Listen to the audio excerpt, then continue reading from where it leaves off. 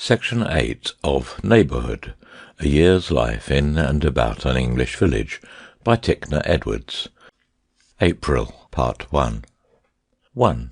Sunday morning in Windlecombe, especially when the season is early April and the weather fine, is, of all mornings, the one not to be spent indoors.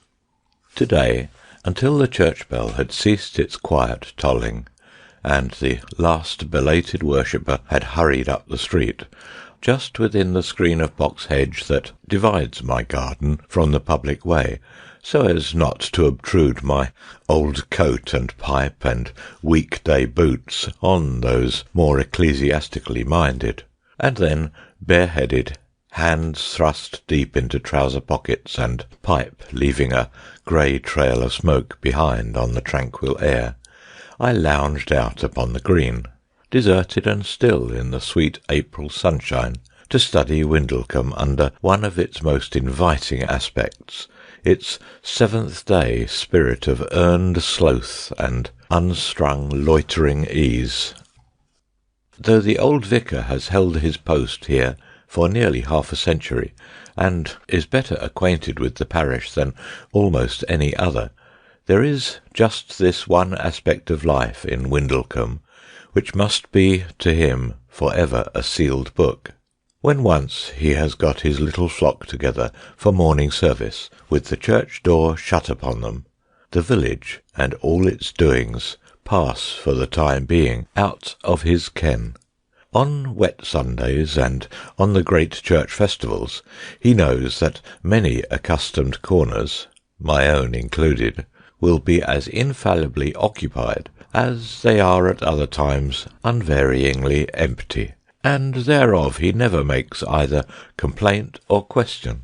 He goes on his way, never doubting but there is some saving good somewhere in the worst of us, and wholeheartedly loving us all, while we, the black sheep, who would sacrifice for him our right hands, our money, our very lives even, anything but our fine Sunday mornings, go our ways too, satisfied, if there is meaning in looks, of his secret sympathy. For there never was human man, whether lay or clerical, who of a fine Sunday morning believed himself so nearly at one with his Maker, on his knees in a dusty pew, as abroad in the vast green church of an English countryside. I had gone no more than a dozen paces over the level, worn grass of the green, when I stopped to look about me, knowing well what I should see. Like rabbits coming out of their burrows after the gunner has passed on, the non-church-going folk began to appear. I saw young Daniel Dray and young Tom Clemmer go off with a bag of ferrets and their faithful terriers at their heels. Dewey Artlet arrived at the wellhead, the traditional meeting place for Windlecombe lovers, and stood waiting there with a big nosegay of primroses in his hand and another in his cap. He was joined a moment later by one of the girls from the farm, and off they went together for a morning's sweethearting in the lanes. At the far end of the green, the inn door came clattering open, and that genial reprobate, the innkeeper, appeared in his shirt-sleeves, blinking up at the sky, as though but lately out of his bed. Other doors here and there were thrust back, each giving egress to some happy loiterer in his Sunday best. Within 5 minutes almost every garden gate had a pair of brown arms comfortably resting on it, and voices began to pass the time of day to and fro in the whole sunny length of the street. By easy stages, stopping for a word here and there by an open door, or a chat with some old acquaintance sunning himself amidst his cabbages, I got to the foot of the hill, and so to the river. The ferryman sat in his boat, but as he returned me for my greeting only a stare and a scarce perceptible shake of the head, I knew that our common enemy was in ambush close by. I made off along the river path and turned into the woods. There was a blackbird singing somewhere in the budding thicket, and I managed to get quite close to his perch without being seen. To the songs of birds like the thrush, the skylark, the robin you may listen for 5 minutes, and, beautiful as they are, in that short space of time you will have learnt all that the song has to tell.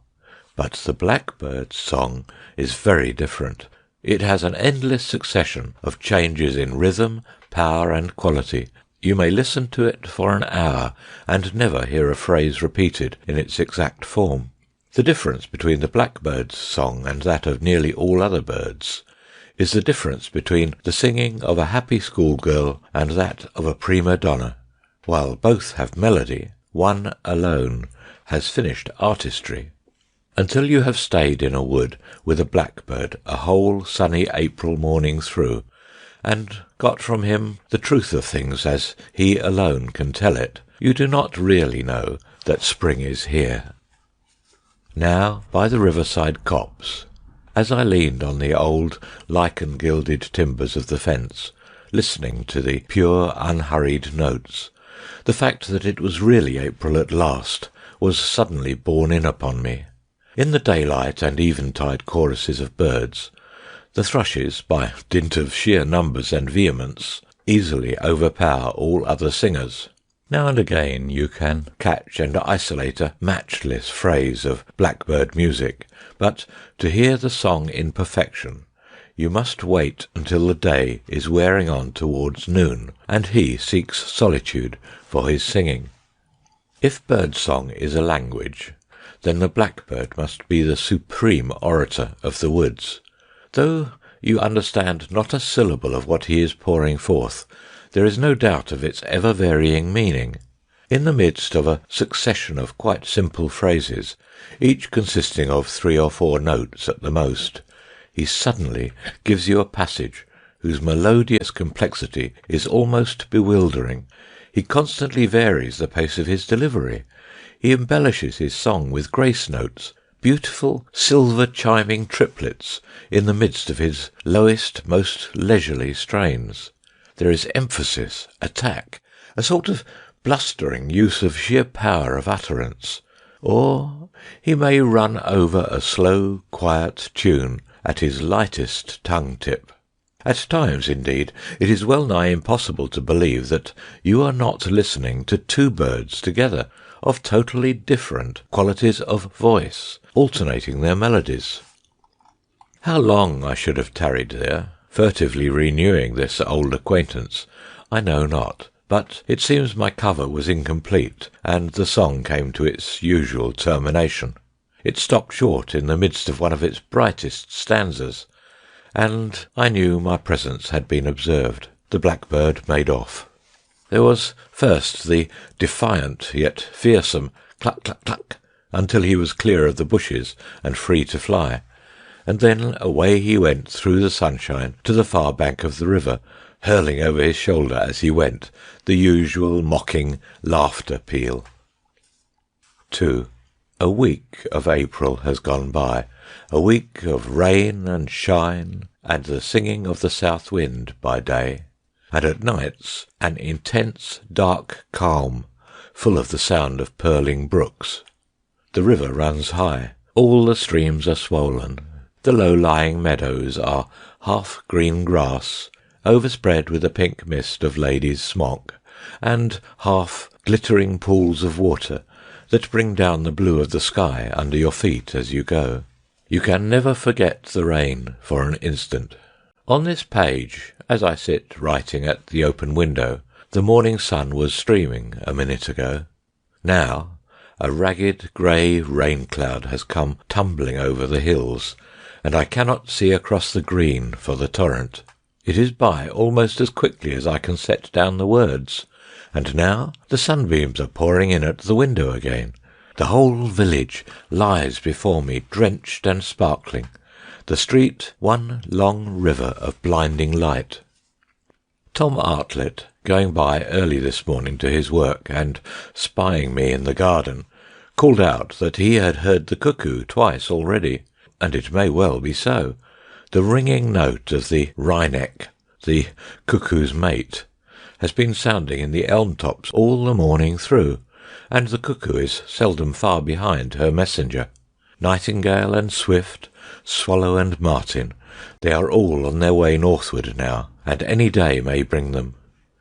But time spent at this season in looking forward to the things that will be is always time wasted.